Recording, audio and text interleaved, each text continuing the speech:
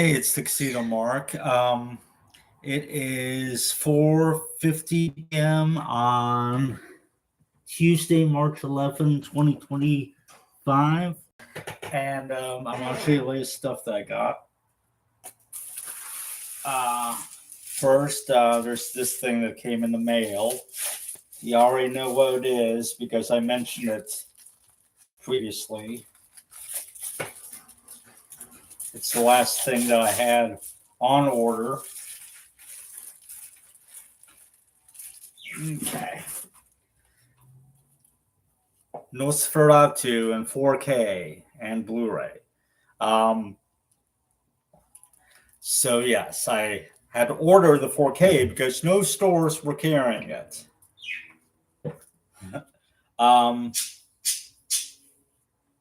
So yeah, I saw this in the theaters. It was good, so I got it. So that's that. Now here's some stuff that I got at a local thrift store. A few days ago. First, let's go through the books. Got Pretty Little Liars by Sarah Shepard. I've started watching the TV series, never read the books, but I saw this and I thought, why not? All of these things were $1 each, by the way. We got Clutter and Untidy History by Jennifer Howard.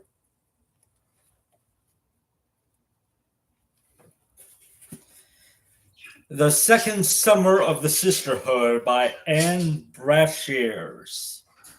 And I actually have this movie on DVD too, but I don't have the first one. And I haven't read the first book either, so I won't have a chance to read this or watch the movie yet until I get the first one. Hey, Donal, thanks for joining me. Then we got Going Viral, a socially distant love story by Katie Cisatelli Cook. And also available, Quarantine, a love story. So, yeah. I don't know. These looked cute, so I decided to get them. Now for the movies, and again, these were $1 each.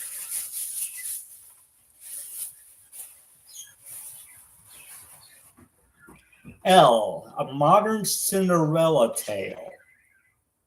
Never heard of this before, and I don't recognize any actor in here. Starring someone named Ashley Hewitt. Okay.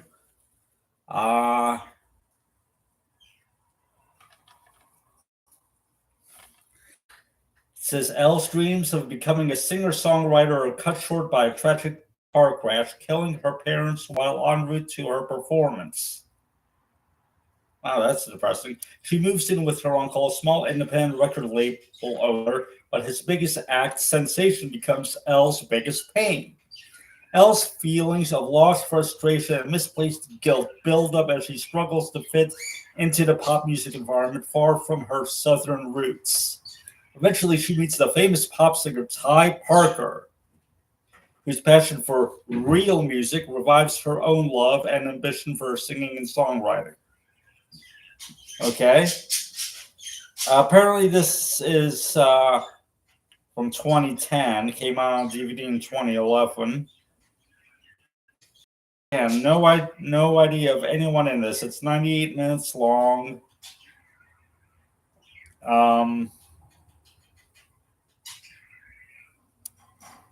Here's the back cover. Anyway, just decided to check it out. And then I got this, and I was hesitant because the case is damaged and the disc is kind of scratched up, so I'm worried it might not play. But Simply Irresistible, starring Sarah Michelle Gellar. And I also know Sean Patrick Flanery from the Young Indiana Jones Chronicles that I used to watch back in the day. I saw a commercial for this movie, never actually went to see it. I did read about it before it came out. Um, Apparently, it's got both a widescreen and pan and scan, aka full screen version. Um, it's got the original theatrical trailer. I wish it had the TV spot because that's where I first saw footage from the film was the TV spot. But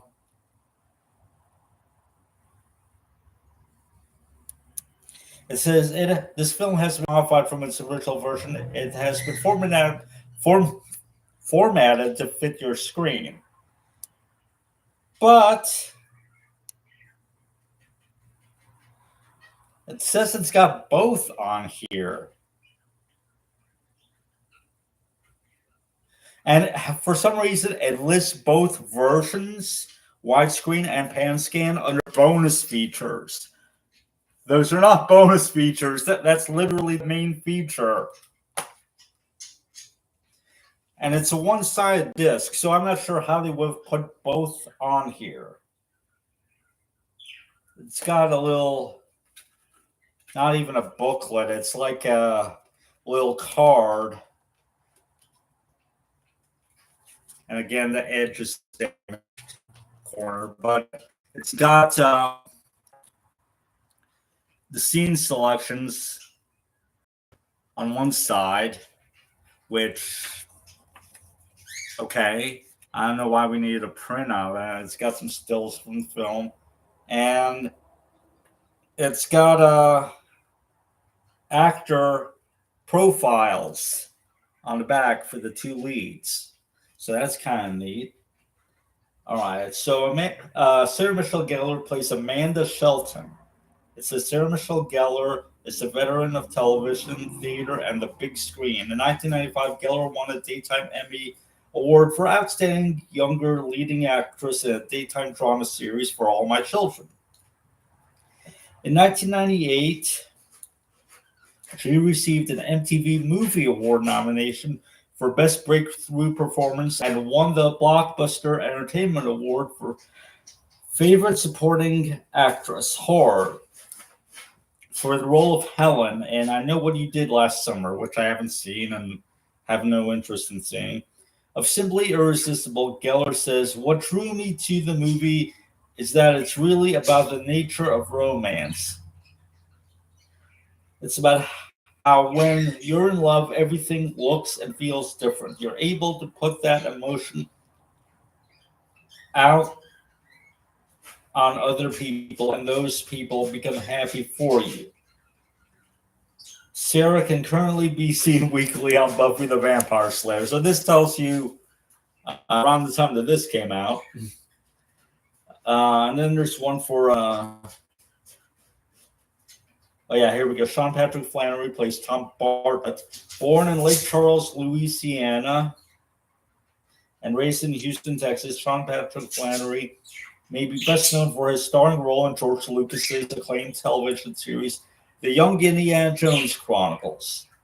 Of his character in Simply Irresistible, Flannery says, "Tom's kind of a stiff guy and very goal-oriented. When he sees Amanda, he knows there's something odd about her, but he's attracted to her joy for life. It's very magnetic." In 1996, Sean was nominated for an MTV Movie Award for Best Breakthrough Performance for the fantasy drama Powder, which I haven't seen. More recently, he starred opposite Drew Barrymore, Ever After, and Best Men, 1997. All right, so let me just check when this actually came out. What year is this from? 1998. Yeah, 1998. It's rated PG-13. I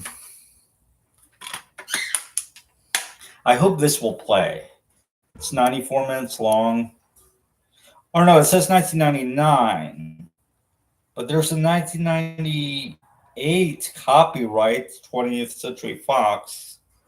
So it's a 98 or 99. The DVD's from 2002. Okay. Enchanting and romantic. Yeah, I heard that this was like a fantasy film. Sometimes the most powerful magic of all is the kind that comes straight from the heart. Sarah Michelle Gellar, TV's Buffy the Vampire Slayer, brings her bewitching charms to a tale of love and the seductive story of hex appeal. Beautiful restaurant owner Amanda Shelton is falling head over heels for hard driving executive Tom Bartlett. Unfortunately, Tom is too busy to recognize that she's truly the girl of his dreams until Amanda puts him under her tantalizing spell. Okay, so I guess she's a witch.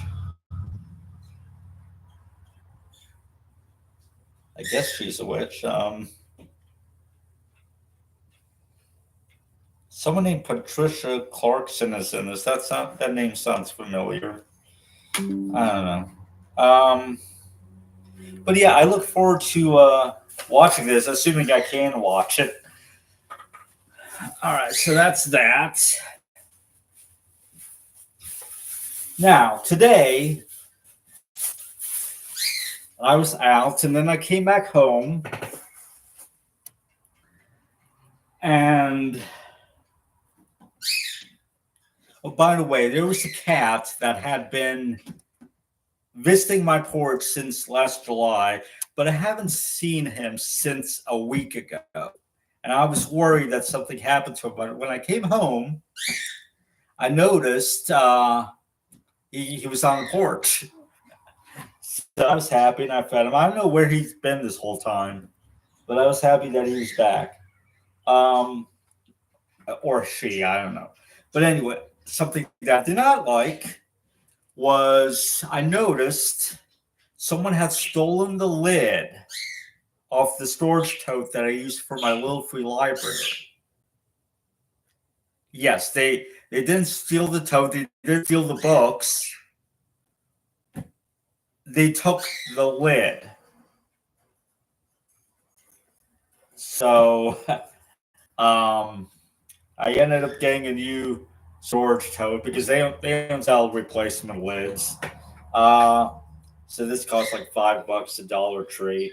And it's the kind that I had originally, the first one, and that one someone just took the entire thing. So that's why I had to get a replacement tote, and now I have to get a replacement because someone took the lid. And I got to transfer the sign over that I had printed out that identifies it as a little free library so people don't steal the whole thing. But anyway, I'll go ahead and do that after I'm done with this video. Now, last thing, while I was at Walmart earlier,